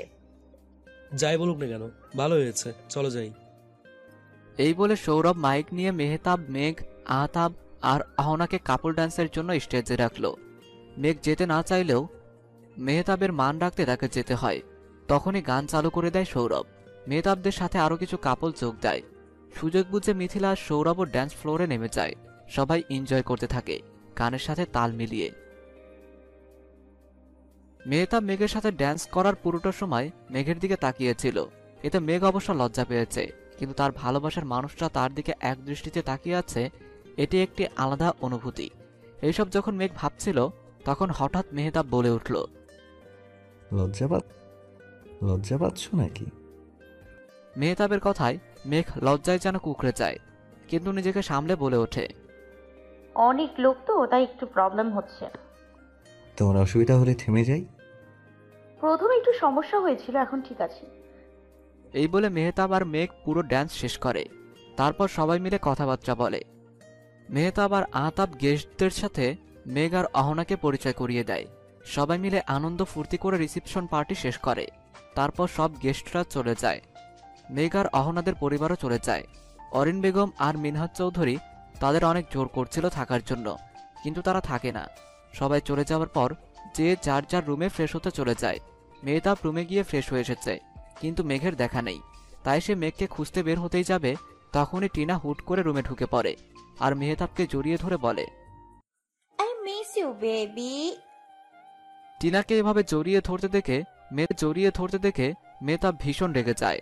সে এক ধাক্কায় টিনাকে দূরে সরিয়ে দেয়।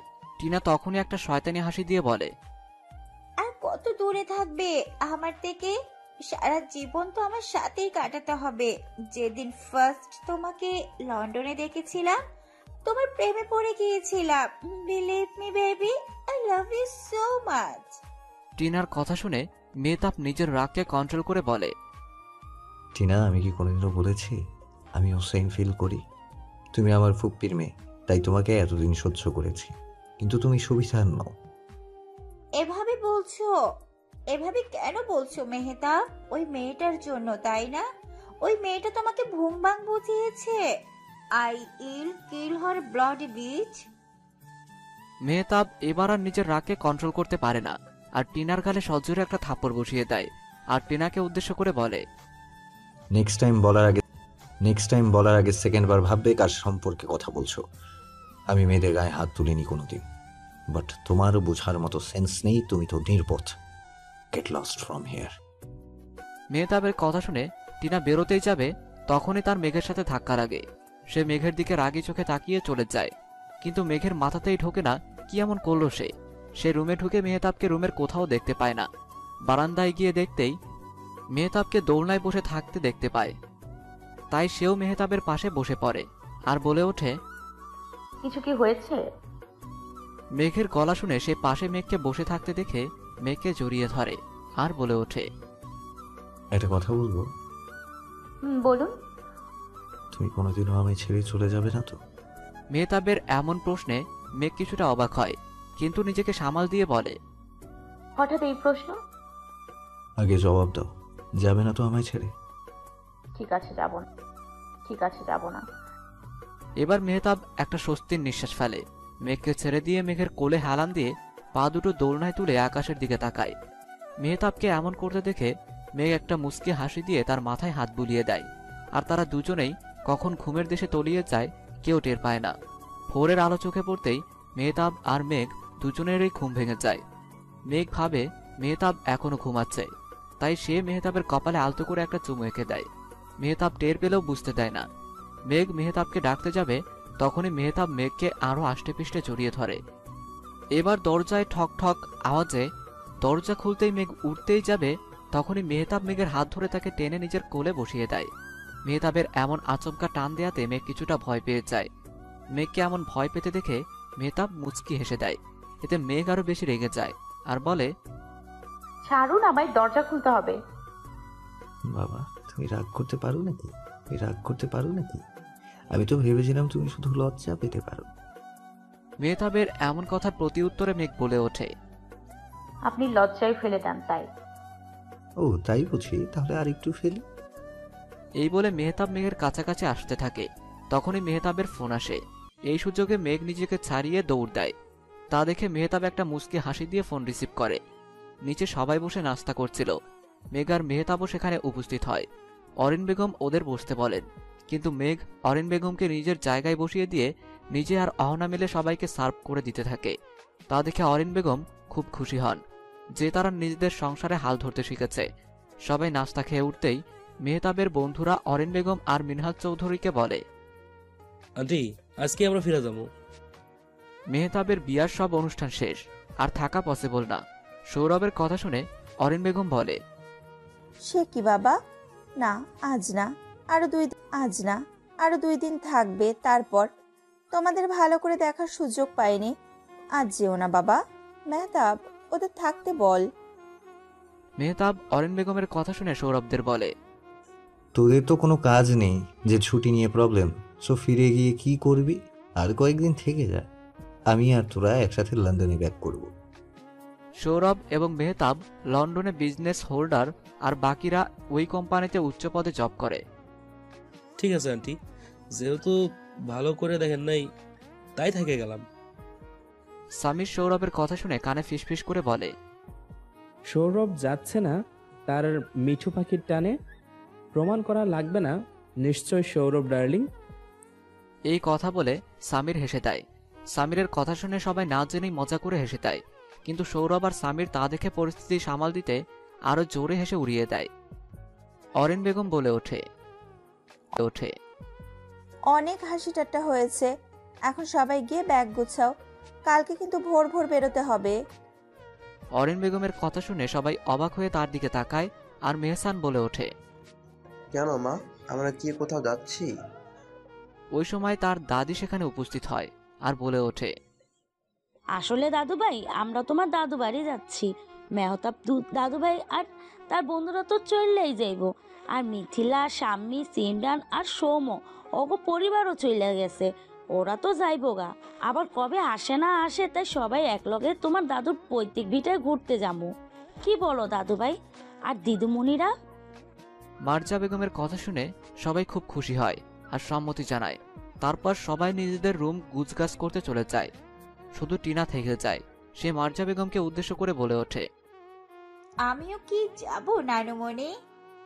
টিনার কথায় মার্জা বেগম বলে ওঠে, তরে কি আলাদা কইরা নিমন্ত্রণ পাঠানো লাগবো? থ্যাংক ইউ নানুমণি, ইউ আর বেস্ট। এই বলে মার্জা বেগমকে জড়িয়ে ধরে। হয়েছে, আর ঢং করন লাগতো না, গিয়া ফ্যাক গুছাও, আর তোমার ভাবিগো কিছু লাগে কিনা দেখো, যাও। এই বলে মার্জা বেগম চলে যায়, আর টিনা শয়তানি হাসি দিয়ে বলে ওঠে, এখন দেখবো না, শুধু দেখবো যে এই টিনা কি কি করতে পারে। এই বলে সে নিজের রুমে চলে যায়। সবাই নিজেদের ব্যাগপত্র গুছিয়ে প্ল্যান করছে ওখানে গিয়ে কি কি করবে। সবাই গোল বৈঠক করে বসেছে। সবাই উপস্থিত, শুধু বড়রা ছাড়া। শোনো ভাইয়েরা আর বোনেরা, আমরা চাইতেছি মজা আনন্দ করতে, তাই কিছু রুলস ফলো করতে হইব। যেমন বলা যায়, কেউ তার পার্সোনাল ইস্যু সেখানে আনতে পারবো না, বিজনেস বা ফোন নিয়ে পড়ে থাকা এইসব চলবে না। ওখানে আমরা প্রকৃতি এনজয় করব, সো কেউ ফোন নিয়ে যেতে পারবো না। যদি জরুরি কল দেওয়ার থাকে তাহলে অরিন আন্টির কাছ থেকে ফোন নিয়ে কল দিবা। সবাই একমত? এই বলে সৌরভ উপরে এক হাত জাগায়। সবাই কিছুক্ষণ নীরবতা পালন করে। তারপর সবাই সৌরভের কথায় সহমত পোষণ করে। রূপ বলে ওঠে, ভাই আবার এটা কইস না যে হাঁটতে পারুম না, বা বজ্র পদার্থ বাড়িতে রেখে আসত। রৌফের কথা শুনে সিয়াম হেসে বলে ওঠে, এখানে ময়লা আবর্জনা ফেলা নিষেধ। তোর মুখ থেকে যেই কথা বাইরেতেছে তা বজ্র পদার্থ থেকে কম না। সিয়ামের কথা শুনে সৌমিক সাবধান করে বলে, মেঘ আর রহনা ভাবি আইতাছে, তাদের সামনে অন্তত নিজের মান সম্মান রাখো। সৌমের কথা শুনে মেহতাব আর আহতাব সামনে তাকায়। মেঘ আর অহনা সবার জন্য চা আর কফি নিয়ে এসেছে। সবাইকে দেয়া শেষ করে তারা মিথিলার পাশে বসে পড়ে। মিথিলা তা দেখে বলে ওঠে, আরে ভাবিরা, এত লজ্জার কি আছে? আর কি আছে? হাজবেন্ডের পাশে বসতে কি আর পারমিশন লাগে? মিথিলার কথায় অহনার মেঘ কিছুটা ভড়কে যায়। মেঘ মনে মনে বলে, আমি আবার কখন লজ্জা পেলাম? তাই নাকি? এই বলে সামনে তাদের দুজনকে নিয়ে মেহতাবের পাশে মেঘকে আর আহতাবের পাশে অহনাকে বসিয়ে দেয়। আর মেঘকে পাশে বসাতে গিয়ে মজা করে কোলেই বসিয়ে দেয়। তা দেখে ঠাট্টা করে তৌব বলে ওঠে, মিথিলার এক কথা মেঘ ভাবি আপডেট 600 কোলে। তৌফের কথায় কেউ হাসি থামাতে না পেরে হেসে দেয়। অহনা, আহতাব আর মেহতাবও হেসে দেয়। এবার মেঘ ভীষণ লজ্জা পায় আর মেহতাবের কোল থেকে নেমে পাশে বসে পড়ে। মেঘকে লজ্জার হাত থেকে বাঁচাতে মেহতাব সবাইকে উদ্দেশ্য করে বলে ওঠে, এত লজ্জার কি আছে, আমরা দুজন বিবাহিত। মেহতাবের কথা শুনে সবাই মুখ দিয়ে শীষ বাজাতে শুরু করে আর কেউ তো হাততালি দেওয়া শুরু করে। এতে মেঘ আগের থেকে 3 গুণ বেশি লজ্জা পেয়ে যায়। মেঘ মেহতাবের দিকে তাকায় তার রিয়াকশন দেখতে। মেহতাবের কিছুই হয়নি, এমন ভাব নিয়ে ফোনে বিজি হয়ে আছে। মেঘ আর কিছু বলে না। সবাই অনেক প্ল্যান করে, তারপর যে যার রুমে চলে যায়। মেঘ রুমে ঢুকতেই অনেকগুলো প্যাকেট দেখতে পায়। এগুলো কিসের প্যাকেট সে বুঝতে পারে না, তাই সে একটি প্যাকেট হাতে নিয়ে দেখার চেষ্টা করে এগুলো কি। তখনই সে দেখতে পায় এতে স্পষ্টভাবে তার নাম লেখা আছে। সে কৌতূহল বশত প্যাকেটটি খুলে দেখে, সেখানে একটি লাল রঙের শাড়ি। এমন করে মেঘ প্রতিটি প্যাকেট খুলে দেখে। প্রতিটি প্যাকেটে ভিন্ন ভিন্ন রঙের 10টি শাড়ি। সে বুঝতে পারে এগুলো মেহতাবের কাজ, সেই হয়তো তার জন্য কিনেছে। তাই সে মেহতাবকে খুঁজতে যাবার জন্য বেরোতে যাবে, তখনই কারো বুকের সাথে তার পিঠ ধাক্কা খায়। সে পেছনে তাকিয়ে দেখতে পায় মেহতাব দাঁড়িয়ে আছে। সে মেহতাবকে উদ্দেশ্য করে বলে ওঠে, এগুলো কি? তোমার চোখে প্রবলেম হলো নাকি? দেখতে পাচ্ছ না? আপনি ভনিতা না করে আগে বলুন এগুলো এখানে কি করছে? আমি কি করে জানবো? আমিও তো রীতিমতো অবাক। আপনাকে এতগুলো শাড়ি কে কিনতে বলেছে? আমার এখনো কতগুলো শাড়ি পরে রয়েছে, ওগুলো পরতে পরতে বছর পেরিয়ে যাবে। তো কি হয়েছে, তাই বলে আমি নিজের ওয়াইফকে কিছু দিতে পারবো না? এরকম কথা কোনো ইতিহাসে লেখা আছে মাই ডিয়ার ওয়াইফ? দিয়েছেন ঠিক আছে, তাই বলে এতগুলো শাড়ি? আসলে আমি জানতাম না তোমার কোন রং ফেভারিট, সো বুঝতেই পারছো, তাই 2-1টা বেশি এনেছি। যদি পছন্দ না হয় বলো, তোমায় নিয়ে আবার শপিং মলে গিয়ে নিউ কালেকশন দেখিয়ে আনি। হয়েছে, আর লাগবে না। আপনি বসুন, আমি কফি আনছি, আর বাবা মায়ের ঘরে চা দিতে হবে। ঠিক আছে, কিন্তু ছাদে এসো আমার কফি নিয়ে, আর তোমার জন্য 1 কাপ এনো, দুজনে বসে একটু আড্ডা দেওয়া যাবে। কোনো সমস্যা নেই তো? ঠিক আছে, নিয়ে আসবো। এই বলে মেঘ নিচে চলে যায়। মেহতাব ফ্রেশ হতে ওয়াশরুমে চলে যায়। ফ্রেশ হয়ে এসে ছাদে চলে যায়। তাদের বাড়ির আশেপাশে কোনো বিল্ডিং বা দালান নেই। তাদের বাড়ির আশেপাশে বিভিন্ন ফল ফুলের গাছ আছে, ফাঁকা মাঠ, আর কিছু দূরে অনেক সুন্দর একটি পার্ক আছে। তাদের বাড়ির ছাদ থেকে দূর দূরান্ত দেখা যায়। মেহতাব ছাদে গিয়ে ছাদের দোলনার উপর বসে পড়ে। কিছুক্ষণ পর কেউ তার চোখে হাত দিয়ে বন্ধ করে দেয়। সেভাবে হয়তো মেঘ এসেছে, তাই সে হাতটা চোখ থেকে সরিয়ে জড়িয়ে ধরতে যাবে, তখনই খেয়াল করে এটা মেঘ নয় বরং টিনা। টিনাকে দেখে মেহতাব বলে ওঠে, what are you doing here? জি, এখানে আমি এমনি এসেছি। আসলে আগের দিনের জন্য আমি সরি বলতে এসেছি। প্লিজ আমায় ক্ষমা করে দাও, আমি ভীষণ অনুতপ্ত। Okay, but this is your last chance. এরকম বিহেভ আরেকবার করলে তুই তোমার লাস্ট চান্সও হারিয়ে ফেলবে। Now go from here. Thanks আমায় ক্ষমা করে দেওয়ার জন্য, বাই। এই বলে টিনা সেখান থেকে চলে যায়। যাবার পথে মেঘের সাথে দেখা হয়। টিনা মেঘকে দেখে একটি হাসি দিয়ে চলে যায়। মেঘ তার দিকে বেশি গুরুত্ব না দিয়ে ছাদে চলে যায়। আজ ছাদ আলোয় পরিপূর্ণ। আজ পূর্ণিমা। ছাদে উঠেই মেঘ মেহতাবকে স্পষ্ট দেখতে পায়। সে কফির মগ নিয়ে একটি মগ মেহতাবের দিকে এগিয়ে দিল। মেহতাব মগটা নিয়ে মেঘকে ইশারায় বসতে বলল, তাই মেঘও দাঁড়িয়ে না থেকে মেহতাবের পাশে বসে পড়ল। মেহতাব কফির মগে একটা চুমুক দিয়ে বলল, মেঘ, তোমার তো পড়াশোনা শেষ, তো কি হতে চাও বা স্বপ্ন কি? মেহতাবের কথায় মেঘ কিছুক্ষণ নীরব থেকে বলে উঠল, এখনো কি আমি আমার স্বপ্ন পূরণ করতে পারবো, মানে চান্স আছে? এই কথাটা বলার সময় মেঘের চোখ খুশিতে জলজল করে উঠল। মেঘের কথায় মেহতাব চাঁদের আলো মিশ্রিত একটা হাসি দিয়ে বলল, কেন পারবে না? অবশ্যই পারবে। মেহতাবের কথায় মেঘ যেন চাঁদ হাতে পেয়ে গেল। খুশিতে গদগদ হয়ে মেহতাবকে জড়িয়ে ধরল আর বলে উঠল, আই লাভ ইউ মেহতাব। এই কথা বলার পর মেঘ নিজেই থতমত খেয়ে গেল। ইতস্তত বোধ করে বলল, আসলে মুখ ফসকে বের হয়ে গেছে। মা আমায় ডেকেছিলেন ডিনার সার্ভ করার জন্য। আমি নিচে যাই, আপনিও নিচে খেতে আসুন। এই বলে মেঘ মেহতাবকে কিছু বলার সুযোগ না দিয়ে সেখান থেকে